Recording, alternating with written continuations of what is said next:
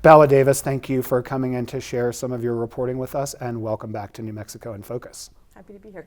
So you were last here in November interviewing Vanjie Randall Shorty, whose son Zachariah was murdered in 2020, and attorney Darlene Gomez about Governor Michelle Lujan Grisham's decision to quietly shutter the state's missing and murdered Indigenous women and relatives task force. Not long after you reported on the shuttering, the administration took a step on this crisis. Can you catch viewers up with what happened at the end of last year? Yeah, so about a month after we published our story about the governor's decision to disband that task force, her administration announced that she was going to be creating a new advisory council to focus on the same crisis of missing and murdered Indigenous women and relatives.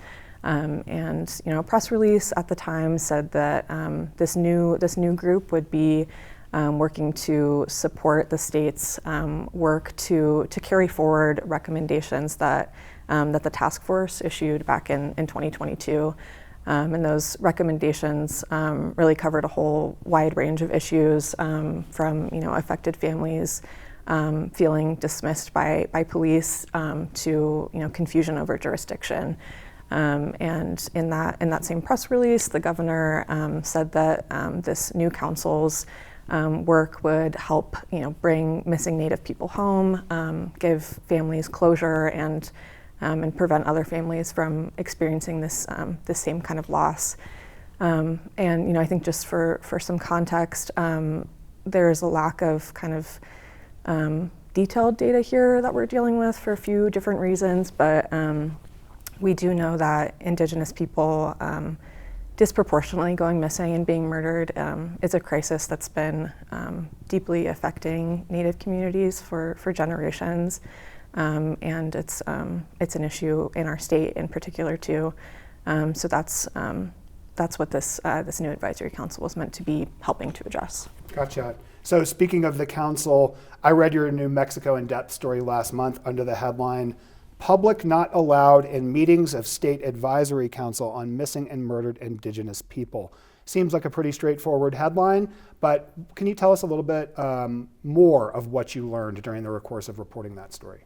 Yeah, so at this point it's been 8 months since the governor made her announcement that she was creating this council, and the governor's office has said that the council has met once, and that was back in March to kind of organize themselves. And so I most recently kind of checked in for an update on all of that in mid-July with the Indian Affairs Department, which has played a really big role in the state's work on this crisis.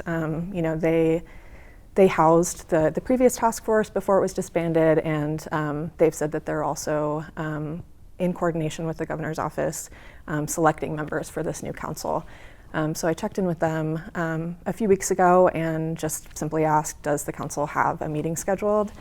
And I never actually got a response to that question. And instead the response that I did get was that advisory councils aren't subject to the State Open Meetings Act, which means that they're not legally required to meet publicly. They could, but they don't have to. So the department told me that the council will not be meeting publicly, but will share updates at separate community meetings that the department has been hosting.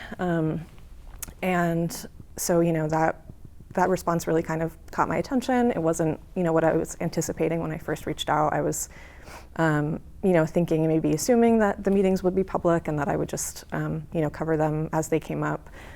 So I asked some follow-up questions, and the department told me that the council decided to not meet publicly because this is a sensitive issue, and they felt that there is a need for privacy and kind of handling and talking about certain cases. But I think it's important to note that it's my understanding that task forces are also not covered by the Open Meetings Act, but before being disbanded, the task force did have regular public meetings. You wrote stories from some of those meetings. I did. So that was kind of how this most recent reporting sort of got started. How did the New Mexico Foundation for Open Government and maybe even some of your other sources react to that reporting? Yeah, so the foundation's director, Melanie Majors, told me that, without question, she thinks that it is a problem that the council isn't meeting publicly. She made the point that MMIWR and how the state is responding to it, are absolutely matters of public interest. So that means that the public should be able to listen in directly on what's being discussed rather than having to rely on updates at separate meetings. And I think for me, one of the first things that really came to mind when I got that response from the Indian Affairs Department was last fall, about a week after we published our story about the task force being disbanded, a group of affected families who have lost loved ones to this crisis and other advocates went up to Santa Fe to the Roundhouse to protest the governor's decision. And a spokesperson for the governor ended up coming out to meet with them and apologized for the lack of communication and really transparency from the administration about the state's plans going forward, and told the protesters that that's something that the administration could have done a better job at. I think at that time there was a lot of hurt around kind of this decision that was made quietly to shutter the task force. And I think that goes to every affected family that I've talked with has told me about feeling like I mentioned earlier, dismissed by police. Having police blame their loved ones for what happened to them, not take their reports seriously. And so I think there was this feeling that at every turn they're being dismissed, they're being ignored. And sort of here we go again. Exactly. So now here we are 8 months later, and we have a public agency saying that members of the public, including those same affected families who went and protested, won't be able to listen in directly on what this council is discussing. And this council that is having discussions that could end up like informing policy. They're meant to be a big part of what they're doing is advising the governor and other public officials. So a few days after the story we've just been talking about here, I read another troubling piece under your byline at New Mexico In Depth with the headline, "Who's on New Mexico's MMIP Advisory Council? It's unclear." Bella, what the hell? Good question. About maybe 6-7 hours after we published that story, I got an email from one of the supposed members of the council. In that story about the council not meeting publicly, we included a list of 5 members and 2 chairs of the council that we got from the Indian Affairs Department. And one of those people listed Dawn Begay, who used to be the Native American Affairs Coordinator for the city of Albuquerque, emailed me and said that she is not and has not been a member of the council. She told me that she was invited but never submitted the required paperwork. And so at that point, I started, working through the list and trying to confirm with individual people whether they were actually on the council. And in doing that, I found a second person who was named who should not have been on the list, and that was Navajo Nation Police Commander Daryl Noon. I heard back from a spokesperson for the Navajo Police who told me that Commander Noon was invited to be on the council and did actually submit the required paperwork, but just never heard back. So at that point it left us with 3 members and 2 chairs, and I heard back from one of those people, Tiffany Harone, who's the director of the Coalition to Stop Violence Against Native Women, and she told me she is a member. I was asking the Indian Affairs Department, the governor's office, why Ms. Begay and Commander Noon were included on that list, and whether the other people on that list were in fact on the council. And at the time of publishing that second story, we hadn't gotten any response. So the council has met once. We don't really know what they did because they did it in secret, and we don't know exactly who was on the council at this point. Interesting. I cannot imagine that this crisis has abated or gone away in the years since you started reporting on it for New Mexico In Depth in 2022. I wonder, is anything else being done at the state level to address this?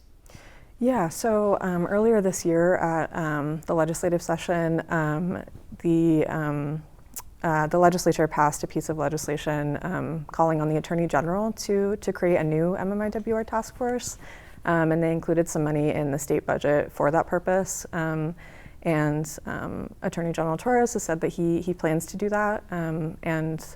I last checked in with his office a couple weeks ago, and they said that they're still in the process of accepting nominations from the legislature and tribal leaders. So I'll definitely be keeping an eye on that. And then also the Indian Affairs Department has said that they are going to start trying to hire 2 employees pretty soon to focus on MMIWR. They requested funding earlier this year for 4 new employees to focus on the crisis and really start to form what was at one point referred to as a bureau for MMIWR within the department, but they ended up not getting all of that funding. The rationale kind of given by, I think, the legislature was that the department had a pretty high vacancy rate, so they should use their existing personnel budget to kind of staff up that new bureau. So they ended up getting funding for 1 new employee, and so they've said that they're going to be trying to hire for that position, and then also their lead MMIP coordinator left the department earlier this year, and that was one thing they've mentioned. They've since responded after we published that second story, and they've said that the department has been kind of in transition this year with that lead coordinator leaving. And having a new cabinet secretary coming in, so they've said that they're going to be trying to look for two new employees. And then, I think it's also worth noting, even though this isn't, at the state level, there are, Indigenous community organizers, service providers, nonprofits who are doing this work every day, confronting this crisis on multiple fronts, whether that's helping to develop policy or connecting affected families with resources. Bella Davis, thank you for continuing to shine a light on these critical issues and for sharing some of your work with our audience. Thanks so much for having me.